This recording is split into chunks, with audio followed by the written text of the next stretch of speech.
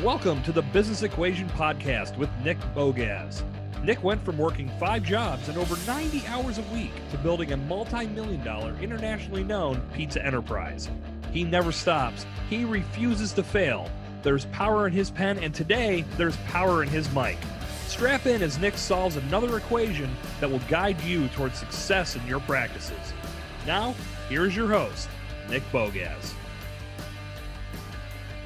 Hey, welcome back to the Business Equation Podcast. I'm Nick Bogacz. I've got a very great guest today. His name is Justin Goldston. He is the professor over at Penn State University, or as he said, the Penn State University. And I love their conversation. I think you guys are really going to enjoy it. We get into a lot of different topics, and he flipped the script on me a little bit. He asked me a bunch of questions, and you're going to hear my voice a good bit on this one. I answered a lot of them, and I enjoyed his conversation. It was a little long, but I'll tell you what, it's worth it all the way to the end. We enjoyed our conversation for sure. So strap in, and here we go.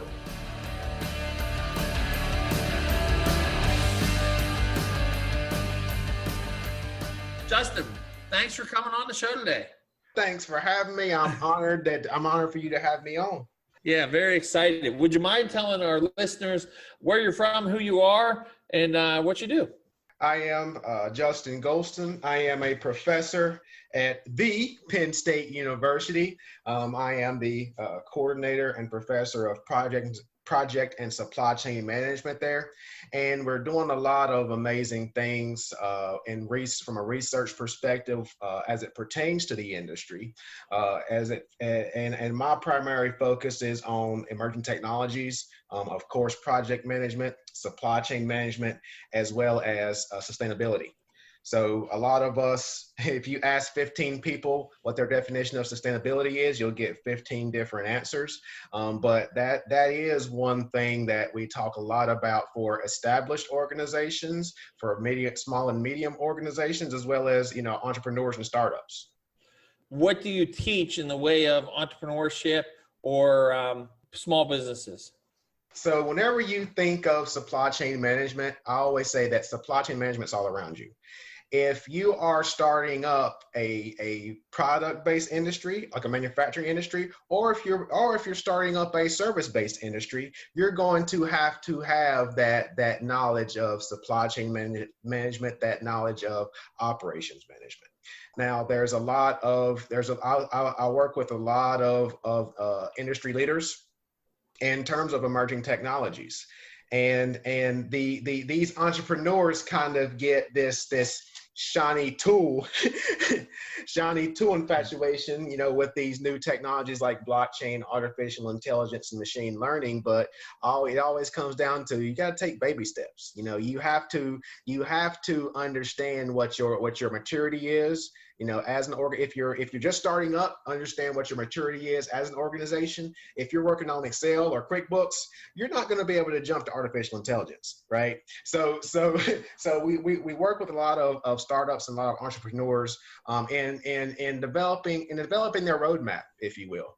We have an innovation space at Penn State as well called the Launch Box, where we collaborate with local entrepreneurs in terms of developing their product. And because if you look at some of these product-based businesses, they are engineering amazing products, and they're going to these investors and they're saying, "Look at this amazing thing I just created." Mm-hmm. Okay, what about it? Look at this amazing thing I just created. They don't understand the business aspect of it. They don't really understand how to pitch. They don't understand the sales aspect. So that's what we work with a lot of small businesses and entrepreneurs on. And then you mentioned earlier when we were speaking that you teach a graduate program. Is that correct? Correct. And please, describe how that works. So as I spent about 15 years in the industry as a management consultant. And during that time, I was teaching at a number of institutions in an adjunct role, teaching in graduate programs including the Jack Welch Management Institute, Georgetown University, Rasmussen College, and there was a common theme where I would say it was a good 30% of students within those graduate programs were established in the industry, and they were going to the graduate program to develop their business leadership, their business management competencies to start their own businesses, right? So I think that yes, I can give you the knowledge on how to run a business, but to be honest, the large majority of that is theory, right? You have to kind of take that theory and blend it in with the practice.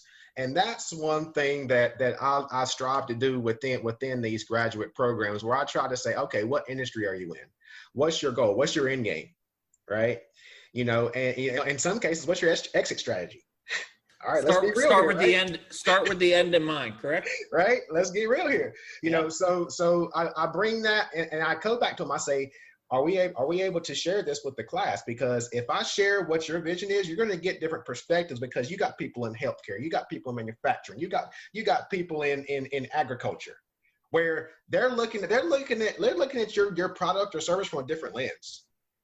And there's going to be some things that are transferable that you've never thought of. Right. So, for example, I had an individual in the graduate school. He was retired military. You know, in military, they pretty much established reverse logistics. You know, and I had a client that had a hard time bringing back broken axles from Africa, because they manufactured these huge machines that pretty much dug the holes in the mines, and they had a huge problem with bringing back the axles to repair them. And I brought in a student as a consultant, you know, and we developed a reverse logistics program. So you never know what's going to come out of it. But I think that, you know, that blending that theory and practice is very important for entrepreneurs. And another important thing that I talk about for undergrads, those in grad schools, doctoral students that I work with that are working on the dissertations. Now, I say that you have to start building your personal brand. And you have to begin developing yourself, being viewed as a thought leader on social media platforms, especially LinkedIn. You know, some people say, yeah, you can do it on Facebook. I'm not a Facebook guy. I'm a LinkedIn guy, right? So I can speak to LinkedIn. Yep. And if you are writing articles on LinkedIn, if you're giving your insights on LinkedIn about a Harvard Business Review article, right? Now individuals are seeing you. Now you're getting noticed. Now you're getting asked to speak at industry conferences, right? Now, before you even start your business, now you're seen as a leader in that industry.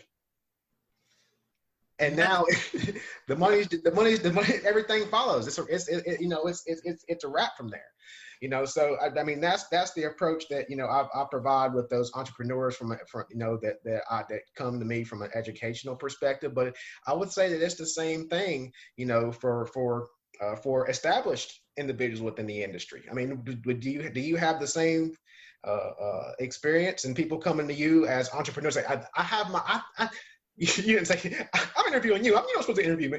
But no, you're fine. Do you have the similar experience of someone coming to you to say, you know, I'm thinking about starting up my own business? You know, what type of advice do you have for me? Yeah, I do get that question. I think, you know, one of the reasons I wanted to start the show was to be able to give back, because I think that's an important part of the success roadmap, is to give back. And a lot of times, you know, people think that when you say that, it's always has to be financial. And sure, that's part of it. Part of it is giving back financially, but another part of it is being able to give back through your experiences, and being able to give back with knowledge, and being able to, on my road to success, there's many people I called up with questions and they took time out of their day to answer them. So I think that's very important. And I do get that question, you know, where do you start? I honestly believe a lot of it starts with the mindset, you know, and also getting rid of the everyday things that you've heard your whole life, that, you know, that money's evil, and, you know, that bad things, you know, oh, that rich person with money, or you can't start a business because you don't have any money, or getting rid of those preconceived notions and really forming your own opinions and believing your own mind of where you need to be, setting your mind up right to go out on your own venture. And I think that's where a lot of entrepreneurs, in my opinion, need to start, is they need to start with getting their mind right and believing themselves, and being able to realize that just because it's your grandfather or your dad or your best friend, they may have great advice on other things, your dad may know exactly when you look at a new home to tell you, that roof is horrible, but he may not be the same guy to tell you that, go out on your own and take this risk to open up your own business. That might be better for your neighbor who is, you've been cutting his lawn, your whole teenage years, and, he's a successful businessman. Maybe he's the right guy to ask, how do I open up my business? And I think that's the kind of things, being young, you have to have an idea of like, hey, this is where, this is who I need to ask for information. This is how I have to get my mind right. What books should I be reading? What should I be listening to? How do I feed my mind? What's the daily habits? But I also love what you said about, working on your personal brand before you're even a company, which is really important. I think a lot of people in this day and age with Facebook and Instagram and Twitter, and even let's throw TikTok in there. But if you're really getting down to what works, LinkedIn is the most underestimated one out of all of them. You're absolutely right. So what's your best practices for LinkedIn? So, and I always tell people LinkedIn because that's where the money's at, right? And I say that, I'm on Instagram all the time too. I love the entertainment, but that's what it is. It's there for entertainment. I feel that Facebook is there for entertainment. Yes, some people can make money off of it, but that's like a fraction of a percent or something crazy like that. LinkedIn, there is, I would say, endless opportunities to develop your brand. There's endless opportunities to, even if you're an undergrad getting your first job, if you show that you are interested in that discipline, if you're passionate in that discipline, their jobs are gonna come rolling in. So I would say my biggest piece of advice, and I'm gonna give you a story too. Don't be afraid. Don't be afraid to reach out to the top person in your industry. I was creating a corporate social ethics and corporate social responsibility class for Georgetown over the summer. And Abe Ashkenazi is the CEO of the Association of Supply Chain Management. The biggest association within our discipline, right? So I said, I had nothing to lose. This was like a Saturday at 10 o'clock. I had nothing to lose. Let me reach out to him on LinkedIn. I wake up at Sunday on 7 o'clock. Abe responds back to me on LinkedIn and says, here's the secretary's email. Let's set something up. It's that easy, right? You just can't. I'll tell my students. I tell people in the industry that that reach out to me. I said, I have no shame. I'll reach out to whoever. I say the worst thing that's going to happen is they don't respond. Right. And I had one student. She's from Mexico. She did some work at MIT, and she just reached out to me and said, "Oh, I've seen your TED Talks, and I've seen where you've been speaking at conferences in supply chain. I'm very interested in supply chain. Do you have time for a Zoom call?" Yeah, of course, no problem. I never turn anybody down for a discussion, right? And we had a discussion. She blew me away. She absolutely blew me away. And I'm organizing a TED event. I called her 2 days later. I said, "You want to do a TED Talk?" Wow. She loved that conversation, huh? Right. And then same person, an individual, senior manager at Deloitte called me about one of the books they wrote on industrial automation. And I said, "Are you looking for students to be consultants at Deloitte?" He's like, "Yeah." I said, "Call this person." Yeah. And that's starts with a simple in message. Yes. Yeah. No, and I think that's what's underestimated is everybody thinks these other big networks, Facebook, but LinkedIn's where it's at. It really is. I think when you're trying to build a business network, and I think we've used it really to great success for the show. Getting great guests and having great conversations. And then there's like-minded people on there. I think that's what it is. I love what you said about Instagram for entertainment. You're right. Like, and I guess during COVID and everything, I love TikTok for entertainment. That's it. My wife says, "You're on TikTok again. Get off TikTok." Yeah, exactly. I'm like Instagram. Sorry. Yeah. So, but LinkedIn, that's where it's at. I think it's important to build your network. I think you're absolutely right. Giving them the advice of, hey, get yourself out as a thought leader. I think that's really important too. Can you talk a little bit about maybe some best practices for thought leaders? I would say that the best practices for thought leaders is be narrow, don't be broad. So again, I teach project and supply chain management. When I say supply chain management is broad. It's every time a product is touched, that could be considered project supply chain management, right? So I take to be a thought leader, to be a successful thought leader, you have to take what you're passionate about. And that's one of the first things I ask my students when they call me. I say, what's your passion? What do you do? What do you do for fun? And you have to take that passion and you have to blend it with that discipline. And now it's not work. And because you're researching your hobbies, I'll be sitting here for 12 hours looking at artificial intelligence use cases for supply chain management. Because that's what you're passionate about, right? That's what I'm passionate about. Right. And I kick stuff out. I can kick out some content, and Bear's like, what? It's like, wait, that kind of makes sense. And I think Right? that's the kind of stuff too. Like, and you're saying, in that 12 hours, it's not work. It's fun for you, right? Yeah, it's fun. And whenever I have free time, that's kind of what happens. Like, instead of Netflix and chill, I research and chill. Love it. You might need to trademark that. I like that so much. Yeah, but again, that's what I'm passionate about. And so it's Right. easy. It's easy. And Right. if I'm making a positive impact with my research, it's even a bigger win because I look for using artificial intelligence for good. So at Penn State we have something called the AI Alliance, and that is their slogan, AI for Good, where they develop artificial intelligence algorithms and use cases for positive impact. So one of the speakers at my TED event is Team Nyan Sapo. They're from Penn State, and they developed an artificial intelligence algorithm to fight illiteracy in Africa. Oh wow! Talk about a positive impact. It's amazing. And there's other teams, because I just had a competition about 3 weeks ago, and Nyan Sapo won. But there were other participants that were creating AI algorithms for in healthcare. And next year we have just partnered with IBM Watson and Amazon Web Services. So that's the vision of where we're going right now. And like I said, I love it. We're making a positive impact, and for sustainability, we have the Sustainability Institute at Penn State. And we're looking to create a positive impact. And with me, I take my passions of supply chain management, technology, and sustainability, and I blend them. Now I'm hitting different industries, right?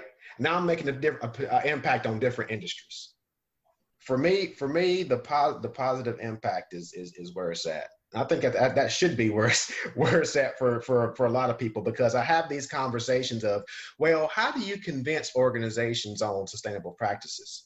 I say, well, if you look at it, at the end of the day, if you're reducing waste, right? If you're reducing pollution, you're saving money. Right?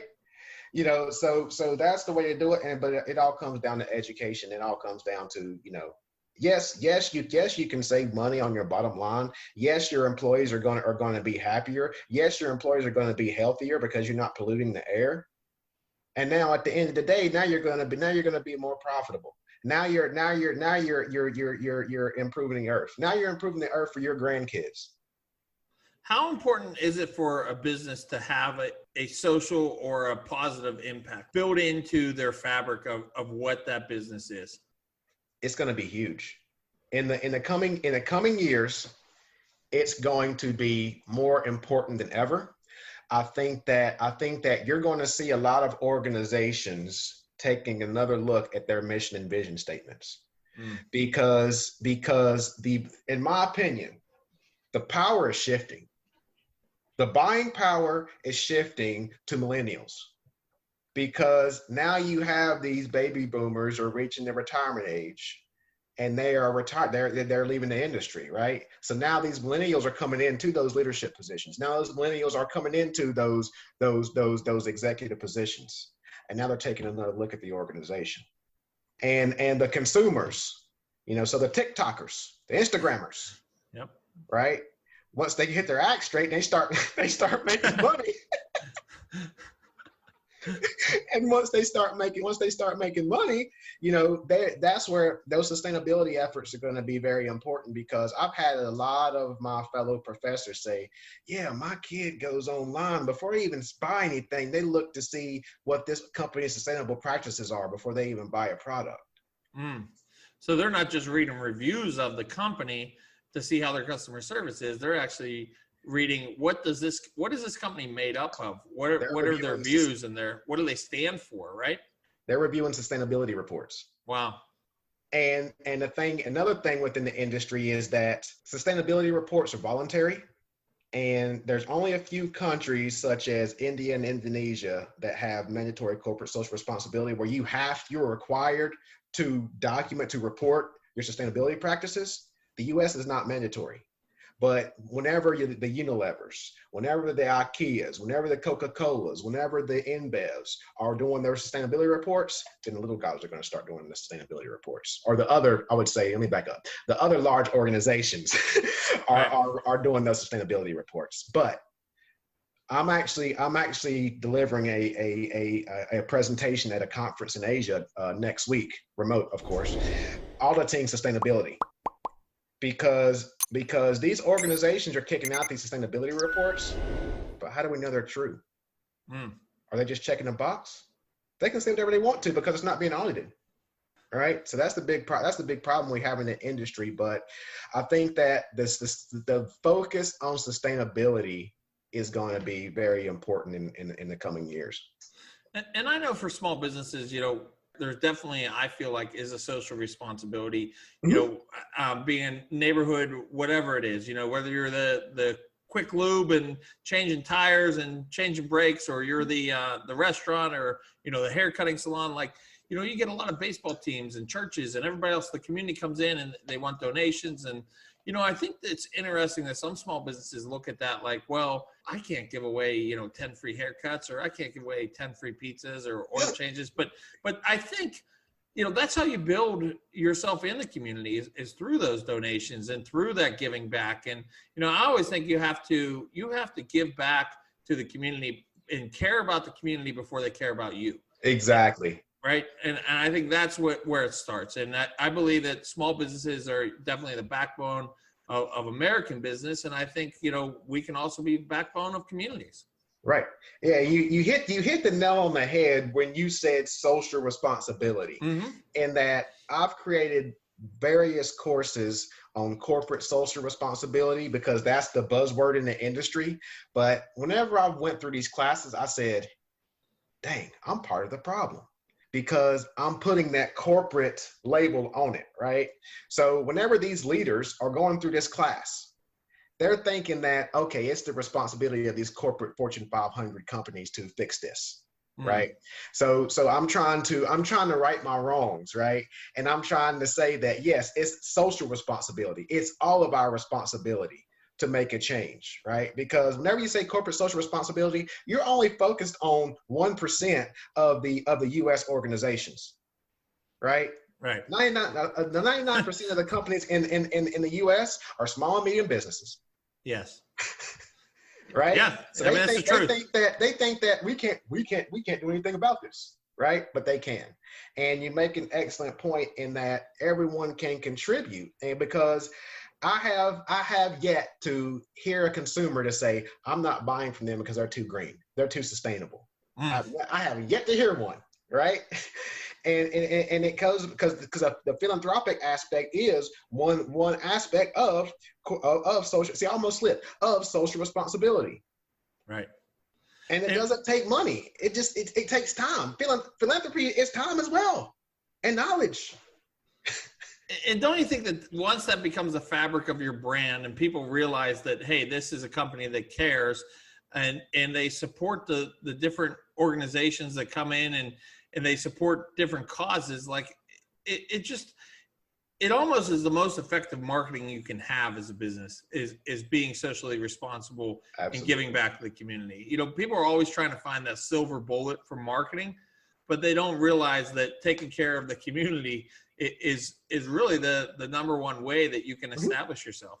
Yeah, and I think the biggest thing within the industry is that we're so focused on those short-term wins, short-term profitability, where sustainability is long-term, right? It's gonna take time to see that ROI, right? I mean, yes, I'll admit that, yes, but once you hit that ROI, it just kind of skyrockets from there, and every single day you're making a positive impact on the globe. So look at it this way.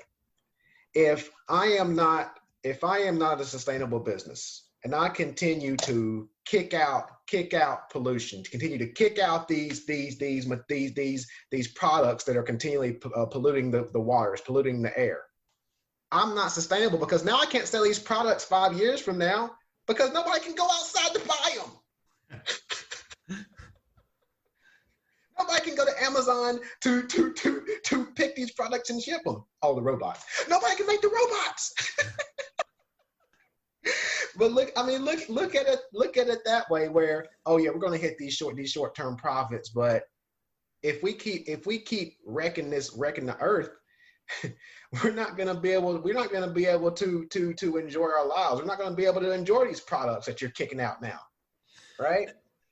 Yeah, I think there's many good points in there. You know, one thing that I like too is when you were talking about the long-term ROI. You know, when can you recognize that tipping point?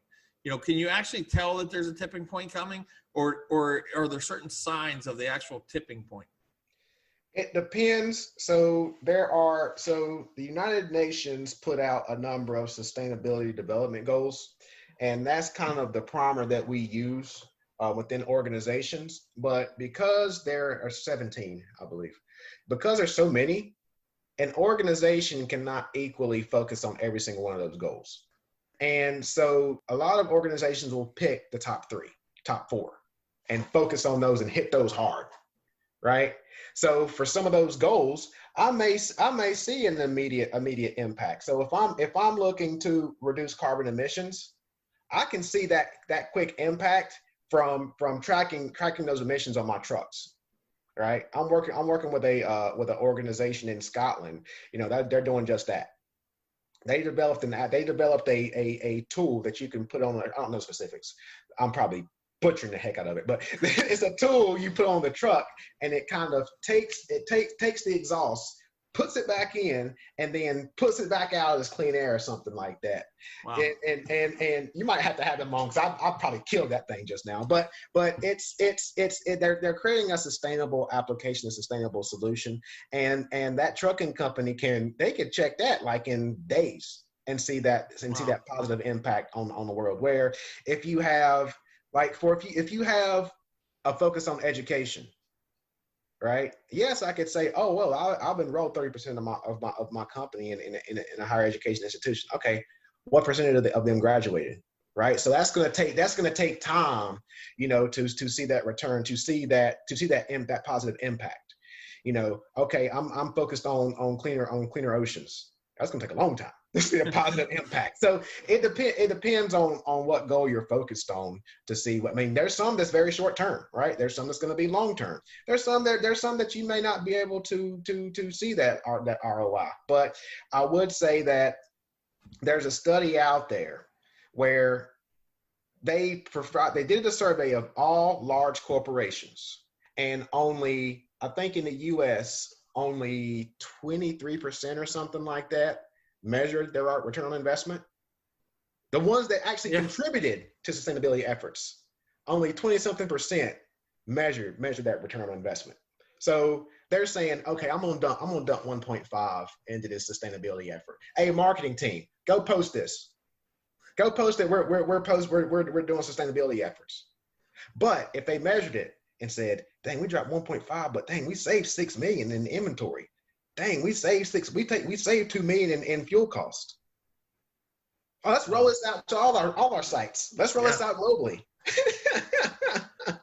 But you're saying they really aren't measuring them. They're just more worried about being able to market it really than That's actually measuring. I would say there's some that measure it, right? The large majority do not measure it, I will say. So what about the social responsibility to your employees?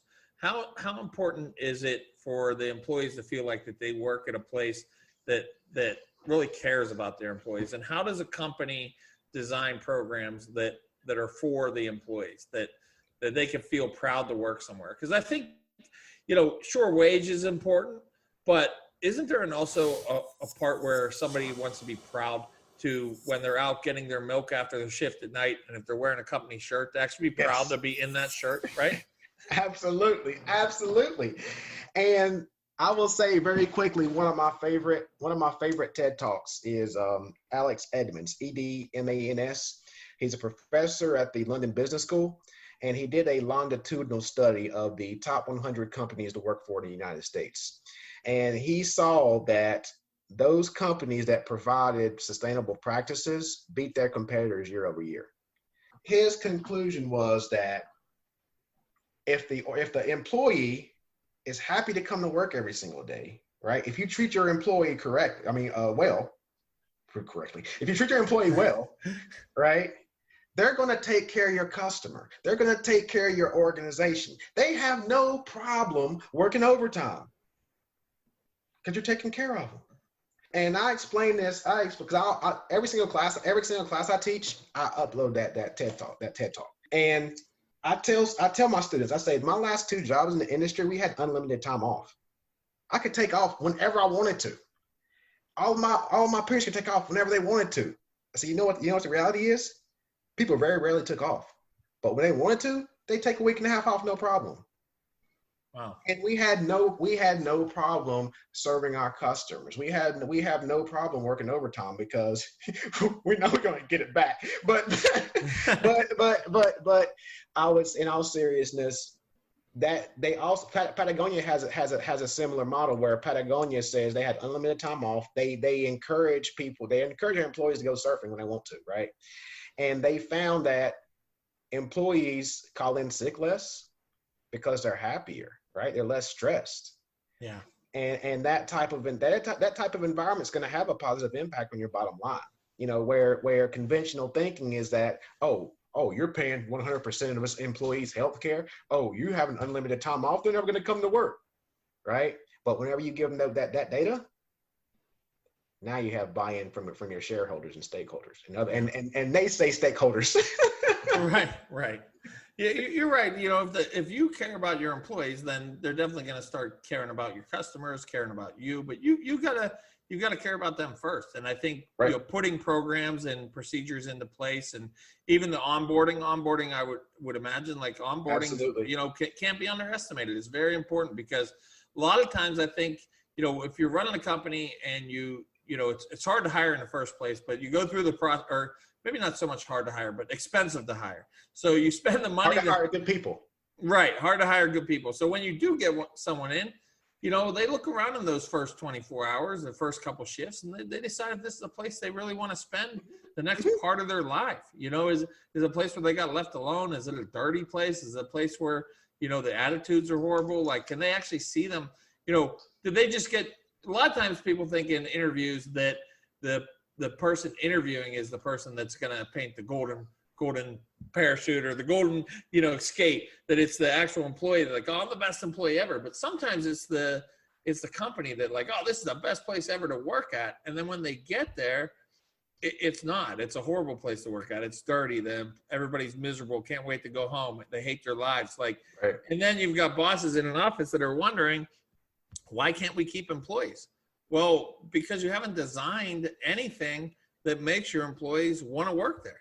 Right. There's nothing set up. There's no procedures. There's no structure to, why do they want to work there? They're more worried about, like you were mentioning earlier, about that bottom line. We don't need the cleaner 5 times a week. We just need them once a week. And then, you've got a dirty work environment, or, hey, mandatory overtime, period. Rather than doing something, completely opposite and saying, hey, there's, work when there is no vacation time. You get it off when you need off.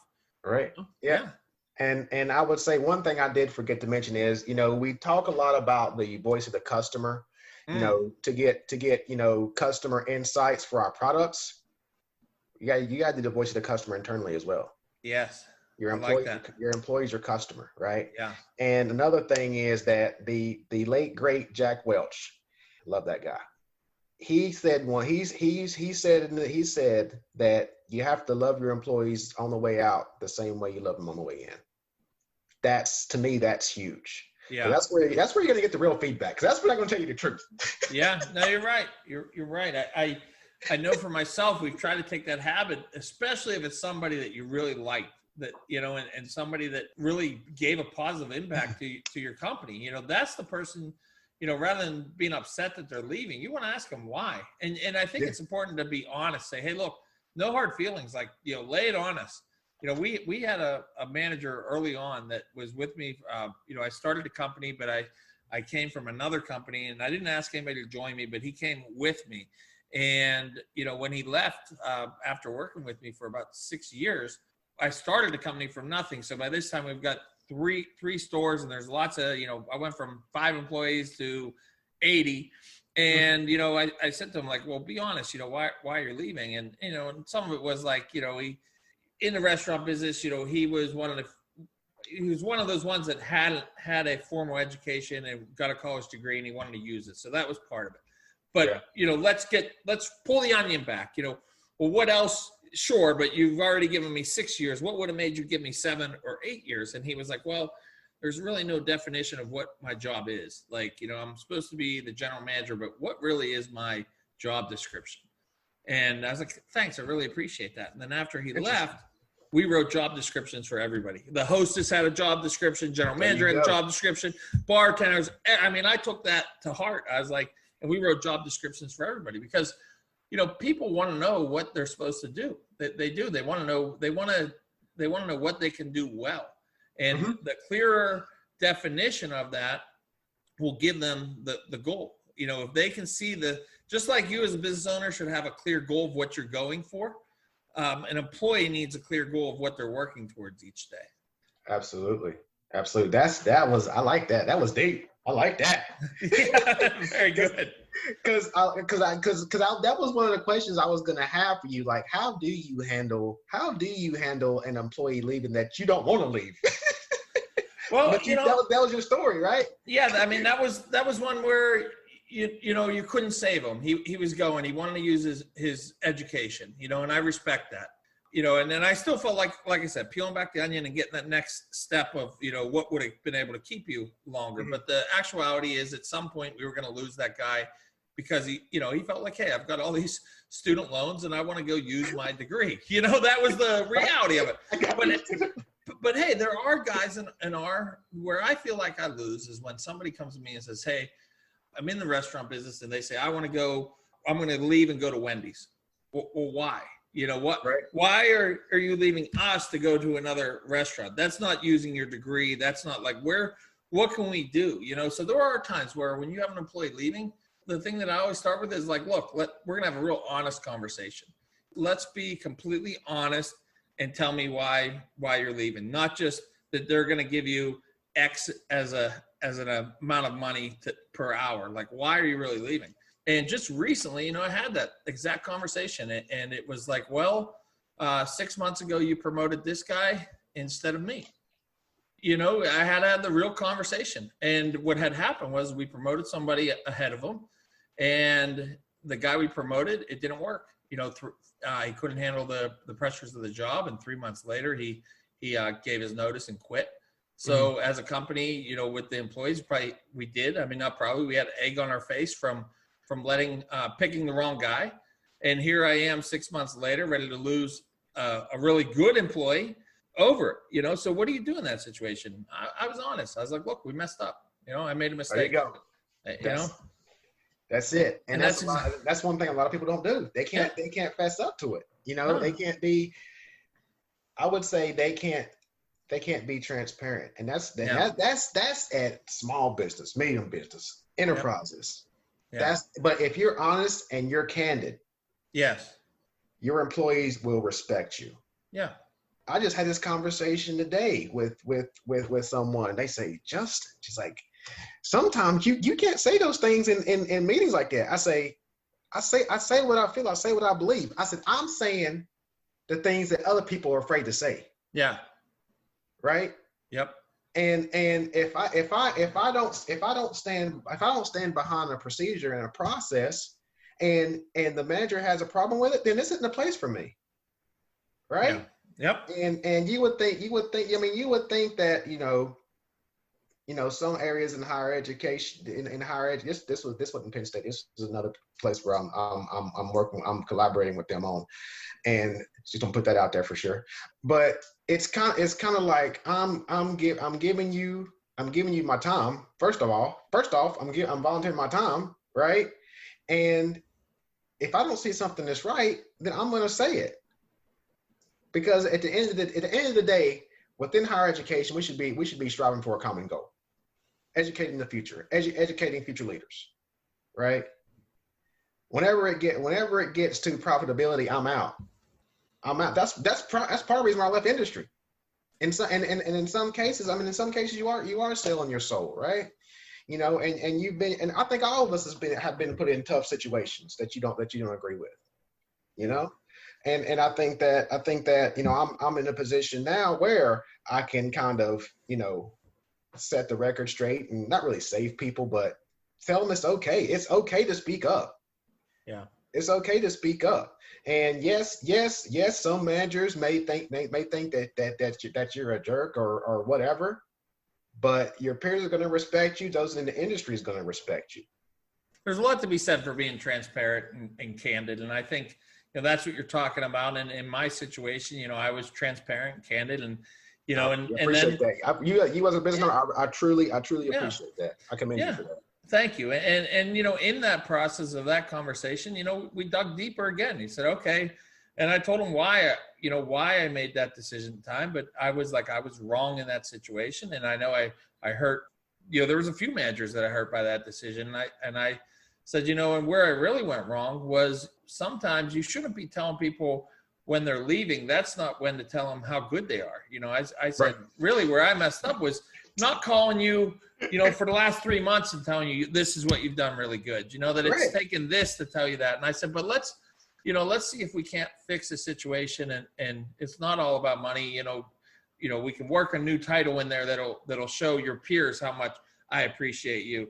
And we can get to the understanding that it won't be 6 months till I call you and tell you, what you're doing well for me. And let's have that conversation. And if we get to a position where somebody gets a position over somebody else, I learned a lesson that I should be calling and saying, hey, let's talk about what you can do to get that position next time. So they know exactly where they're standing. And, I really, sometimes it's hard when you have that conversation that you think, okay, well, what's the answer? Are you staying or are you leaving? Because that's kind of where you're at. And, hey, he said real simple, I need a few days. And I said, okay, let's have a few days. And a few days later, he called me up and said, Nick, I'm staying. I appreciate the conversation we had. I appreciate you being candid. And, and then I let these guys know too, that sometimes, not everybody's worth that conversation either. It's like, right. Sometimes people leave you and you're like, I'm glad they're leaving, because they're just to a point where there's nothing I can do. There's nothing they can do. But I always look at every situation in business and I ask myself, where did I go wrong? And sometimes it'll come very quickly to me. And sometimes I'll be like, I wasn't wrong at all, but I know that's the time where I've got to get my dog, put the leash on him, and take a long walk till it hits me about a couple miles in. This is where I was wrong. And then I can turn around and come back, but because you got to be honest with yourself. You got to be like, hey, where did I go wrong? And, and it may be as simple as, okay, this is where it was, as minute as it seemed, I was wrong in this situation, and that's where you learn from. But you have to really have that self-discovery and be able to get real with yourself as a business owner and say, hey, where did I go wrong in this situation? Not in big situations, but in big situations and in little situations. In all situations, where can you improve as a leader? Right. So, and there's one.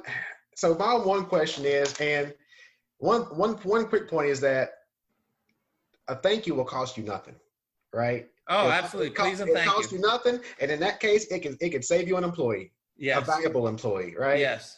But also one thing, and this is one thing I ask to a lot of people because it varies based on industry, is, you know, what's your take on how often you do those performance evaluations or those performance reviews? So, you know, like I mentioned, you know, we built a business from 5 employees now to 200. Right. We started with, you know, let's throw pepperonis on a pizza. You know, we've gone as far, I mean, that was it. And then we've gone to where, you know, we have manuals and apps and everything that shows you how a pepperoni goes on a pizza now. You know, like, hey, here's your 48 pepperonis. Here's your training manuals. Here's how we, you know, when you come in, I talked about job descriptions. We also have a training packet. We train everybody from, you know, here's how employee discount, like I was talking about onboarding. It's how we onboard everybody. So, you know, when we talked about evaluations, you know, it's like, well, let's try to figure out how do we evaluate, you know, and what we came up with is, you know, if we can do a bi-yearly evaluation, that's a good start from having none. You know, we don't do it at all. We do it when a lot of times what happens is an employee does something that you don't like. And you only have meetings when something goes wrong, right? Yes, and that's what you can't do. And the, you know, meetings is, I'm glad you mentioned the word meetings. You know, what really helped our growth, because people were like, wow, you went from 0 stores to 5 in 6 years. Like, how did you do it? It's communication. It's people skills. It's, you know, at the end of the day, you know, you're only as good as the guy next to you. So, you know, how do you communicate? And how we communicate is the first Tuesday of every single month, we have an all manager meeting, 35 managers. Now we're on Zoom together, but you know, this guy's in a car on Zoom and this guy, but hey, everyone's on Zoom together. First Tuesday of every month, every single Monday, every 52 of them, every single Monday at 8:00, my general managers are on a phone call and we're talking about all the numbers from the previous week and anything that might've come up in that week. We're on a phone call every single week. The third Tuesday of every single month is the upper managers on a Zoom call. They know 2:00, third Tuesday of the month, we're on a call. And then on top of that, technology is great. You know, we use GroupMe, which is like a WhatsApp. And we have, you know, each store has a GroupMe. The bar managers have a GroupMe. The general managers have a GroupMe. And we have one for the whole entire company. So when COVID hit us, and, you know, governor came out on a Sunday night at 10:00 and said, you know, restaurants, you're shut down for just pickup and delivery.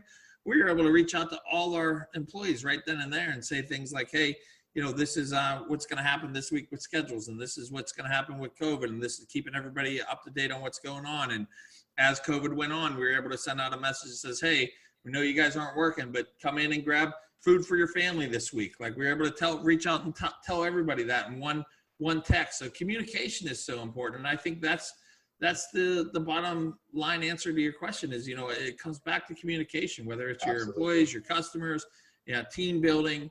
It's all, how do you communicate? Because, you know, whether you're in the pizza business, the AI business, like, it doesn't matter. I guess artificial intelligence, at some point, people are go ahead and programming those things. So, you know, it does come back to the people business, you know, and how it's all, it doesn't matter what industry you're in. It all comes back to people, and how do you really communicate with them, and how do you really appreciate them? And that goes back to back to everything. You know, how do you appreciate your customers? It goes back to the sustainability that you're talking about, and how do you appreciate your employees? And it all ties together.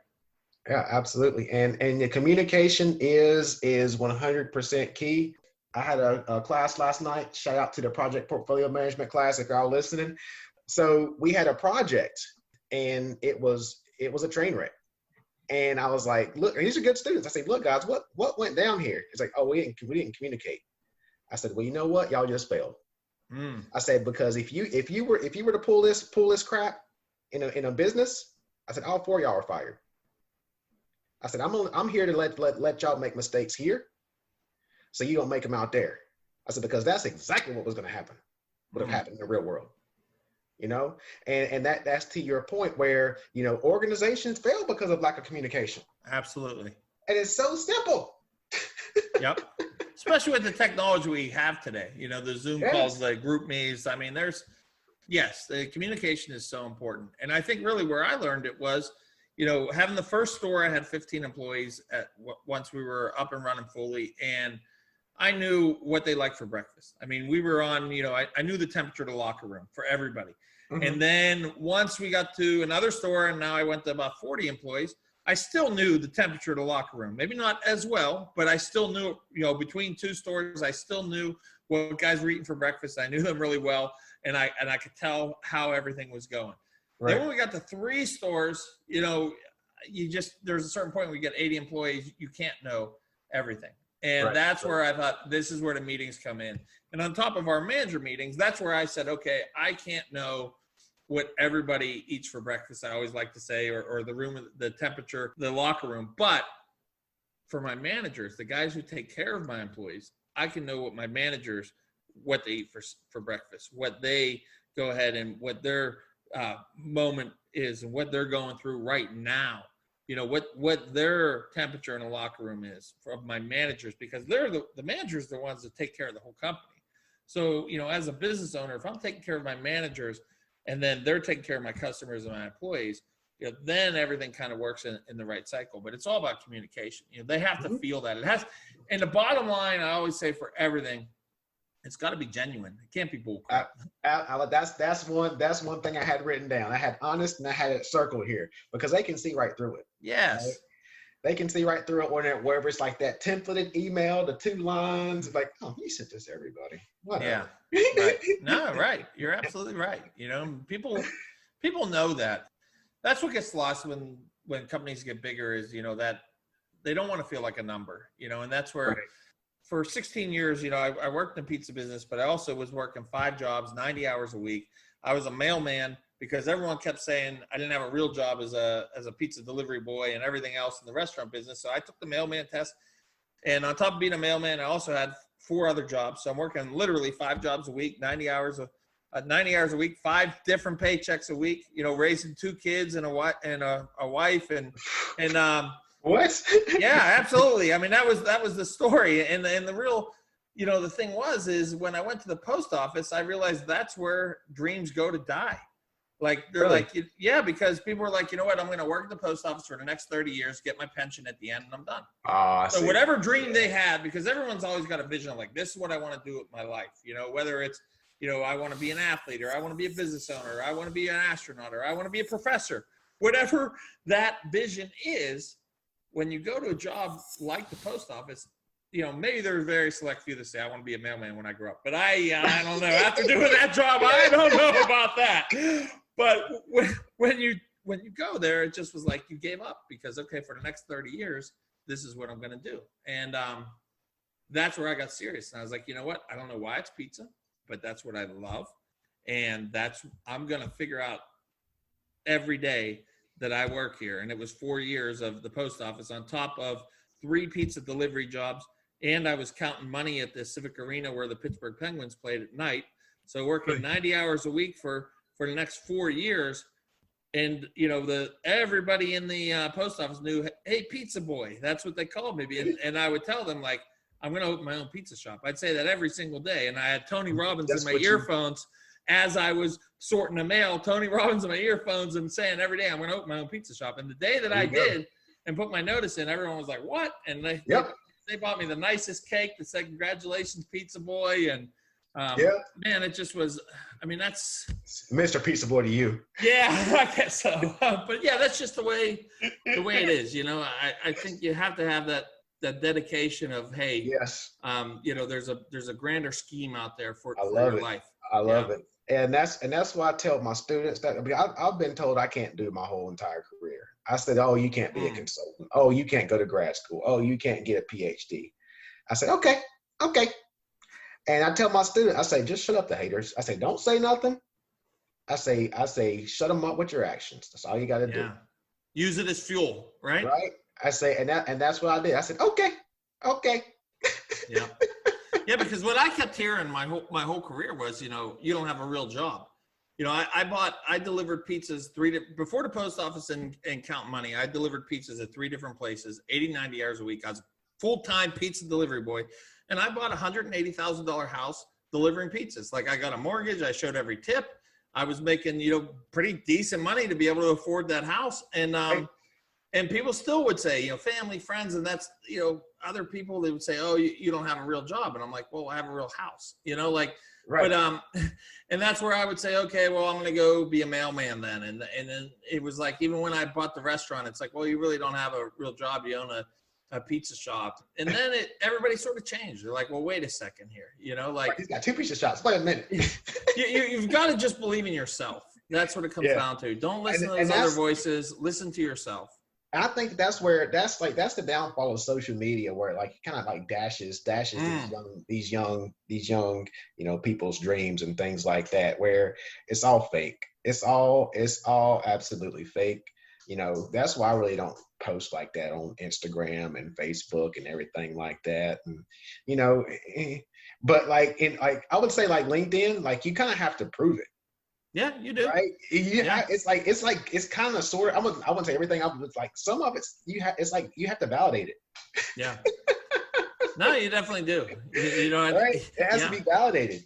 So yeah, I mean, and I'm very curious as to your thoughts, because whenever you talk about your story is is somewhat like mine, where you gotta grind, right? Before it was cool to say the word grind, right? Huh? Before it was cool to say the word grind. Oh yeah, you had to literally grind. Yes. Right? Yeah, they don't know what grind means now. No. They're like, oh, Starbucks. But what do you think, the future holds for future entrepreneurs, like these Gen Zs coming out? Well, I think it's a great question. I think it's interesting because now more than ever, there's a lot of different opportunities. True. There's so many different ways to make money and to have a livelihood. Where before, there without technology, there were certain ways that you would make a living, and that kind of was it. That was like, whether it was service-based or a product. But as much as we can laugh about the Instagram and the TikTokers, there's people out there making lots of money on that. Yeah, there's opportunity there. Yes. Yeah. I mean, there's influencers, and I think what you're going to see is different jobs being brought on. And I think you're going to see a lot of different entrepreneurs. I think where a lot of mistake comes in is a lot of times they still got to realize that no matter what business they're doing, it's still hard work. A lot of times people could think, well, it might seem like an influencer is an easy job, but that person probably is posting all day long. You gotta keep kicking it out. Yeah, they're really, they're making sure that the picture is just right, the lighting is just right. I mean, the caption is just right. Like, it isn't just, if I go on Instagram and post something, I'm like, oh wow, this is a cool picture, I might post it. But that person is probably really dedicated, and maybe has, I have a 20-year-old daughter, and when she takes a picture, it is, I mean, a real effort, a designed picture. like it's not like me taking a picture, and the influence will probably be times 10. So I think my point is, I think the young entrepreneurs are going to find there's a lot of different opportunities than there was 10 years ago or 20 years ago. Right. But the amount of work is still a lot, if not more now than what it was 10 or 20 years ago, because the opportunities may be greater, but there's still so much space that needs to be filled up. So I really feel like the amount of effort that they have to put into it is going to have to be more. It's going to have to be more, but I don't think, my thing is, I don't think it's sustainable in terms of, yes, they can make six figures in 2 years, but then whenever that hot topic fizzles out, what do they got? Well, and I think that's where it goes back to being fiscally conservative, with their money. When you see whether it's a YouTuber or Instagrammer that hit overnight success, and then they're in the Ferrari or the Maserati, you're right. When that 300,000 or 600,000 runs out, and you spend half of it on a car, and in 5 years you don't have anything to show for it, and right. and you're trying to. Yeah, you're in trouble. You're going to be on the Masked Singer, hey, this is the YouTuber from 10 years ago, you're right. That's what's hard. And I think that's where people need to realize that you need to take a certain amount of money and save, and you have to reinvest it. And you can't just, take that money and spend when you have it. You have to either reinvest it into other business ventures, reinvest it into yourself, reinvest it into, like you're talking about, your personal brand. Right. And then also save. Make sure you're saving. Like, don't get lost. And I think a lot of times in this era of where we are in 2020, not a lot of people talk about saving, but it is really, a lot of people they want that cryptocurrency. Yeah, right. They think, you think about the grandparents who were frugal, like, you still, that's not to be lost. You still need to be frugal. And I think if you save and reinvest in yourself and reinvest in other business ventures, like, that's where it becomes sustainable, is, use that quick, if they use that quick fame or quick amount of money that they made from a quick venture, even, maybe there's a product that they made that was technology based, and the technology works right now, that technology might not work forever, that they're, so they need to take that money and really be smart with it, is kind of how to answer that question. Mm-hmm. Yep. And I absolutely agree with you. And I think that's going to be one of the issues I think we're going to see emerging in the coming years, because a lot of these, because there's a big gap in terms of like the AI and ML developers and programmers and things like that, and they're paying big bucks, and I'll take that back, because that's going to be around. But the TikTokers and the YouTubers and the Instagrammers, I think that, look at MySpace. Right. Right. Look at MySpace. So I don't think that's going to last. That's not going to last long, because even the people that even like the big YouTubers, like the Gundam Style guy, that was got, like, he's like the top 10 viewed YouTuber or something. What is he doing now? Right. Yep. So that's one thing to think about, for those entrepreneurs that are in the tech space and the social media space, where you gotta save your money and reinvest it. Yeah, absolutely. And Justin, where can people find you if they want to get more of you? I would say the best place to find me is going to be on LinkedIn. Justin Goldston, PhD, on LinkedIn. You can I will connect with you if you want to reach out and have a conversation. I'm on Zoom calls often with people who reach out to me on LinkedIn. So I'm easy to find. I'm easy to connect with. Yeah, I think after this conversation, people listening, and in the beginning you were talking about it too, with the direct messages, and just come at you, right? You drop a line and let's have a conversation. Yeah, it's that simple. But I think that there was one message that came out last night with this weekend with one of my peers that said, how has LinkedIn changed? And for these marketers that reach out trying to sell you things, they connect and then try to sell you something. Don't care to say, hey, just try to sell you something. Yep. And I said, yeah, I get that all the time. I said, yeah, it's nonsense. But then I got one last night where this person said, oh, we have this simulation tool for universities. I said, yeah, sign me up for that one. But he said, we'll give you a free account and you run it through your class and you let me know where it goes. You're giving it to me to run. You're not trying to sell me something right out the gate, and that's one thing. LinkedIn is good for marketing, but you have to have the correct way of positioning it, right? And people on LinkedIn, they want to actually know your product before they jump in on a phone call with you. They want to see something. At least I do. Like I said, he gave me a free login. I'm gonna let it up to my class, see what my students say, and we'll go from there. That's perfect. Very good. Do you have any other questions for me? I really don't have any other questions for you. This was an absolutely amazing discussion. Didn't know it was gonna go this long, but hey, it was great. Yeah. Huh? It was great. I really enjoyed it. Yeah. I haven't really got this podcast thing down because all my talks go about hour 15 minutes. So, but we get in a deep conversation, and whenever you're passionate about something, that's what it's all about. And right.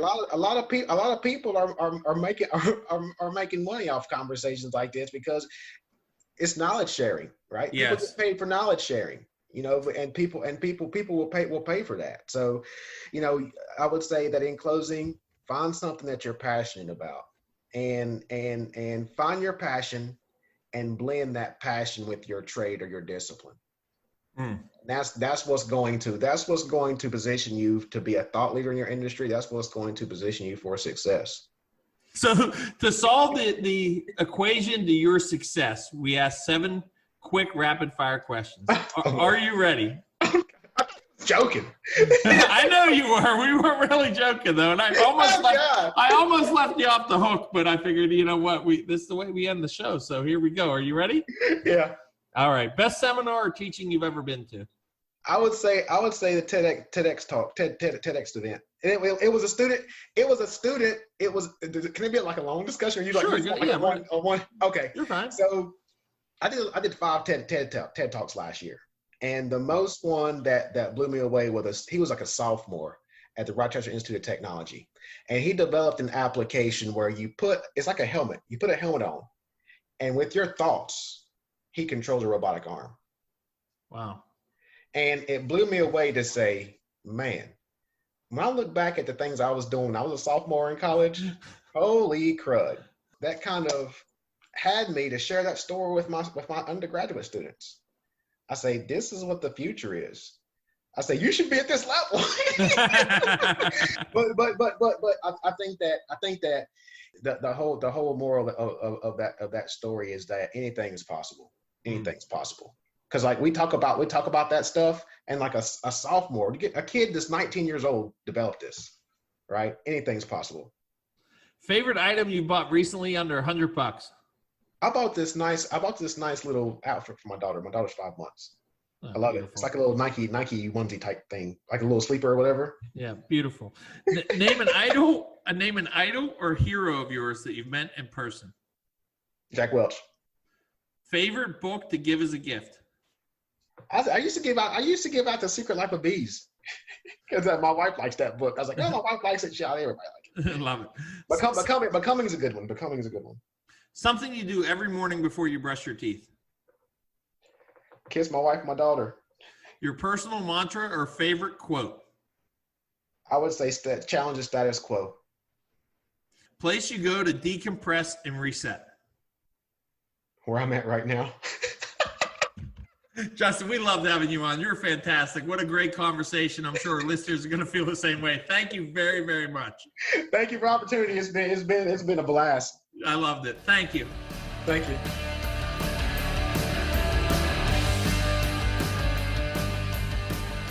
Thanks so much today for listening to the interview with Justin. I thought it was fantastic. I love having that point of view. It's a different point of view. It's a guy who's actually out there teaching the entrepreneurs of tomorrow. So really hope you enjoyed it. Next week, we've got Kurt Mercandante, who is all about the freedom lifestyle. Kurt took his family, sold his house, hopped in a van. He's been traveling all over, being an entrepreneur on the road. You're going to love his point of view. Very, very interesting conversation we have next week. If you're getting some value out of the show, please rate and review us. Check us out over on Clubhouse, Facebook, Twitter, Instagram. And if you've got a question about a show and you're just enjoying, follow along, go ahead and give me a quick text, 412-818-3402. Any questions, I'll be able to answer them for you, give you more insights about any points in the show. I just want to hear from you. And with all that being said, we'll be back here next week. And our special guest, like I said, will be Kurt Mercandante. Thanks so much. This has been Nick Bogacz on the Business Equation Podcast. Give thanks, be humble, be grateful. Thank you for being part of today's Business Equation. Please subscribe, rate, review, and share this podcast so other entrepreneurs and business professionals can find it more easily. Be sure to check out nickbogacz.com for episode archives, social media links, business features, and other engaging resources that can help you on your professional path. And tune in next week as we go back to work to solve another business equation.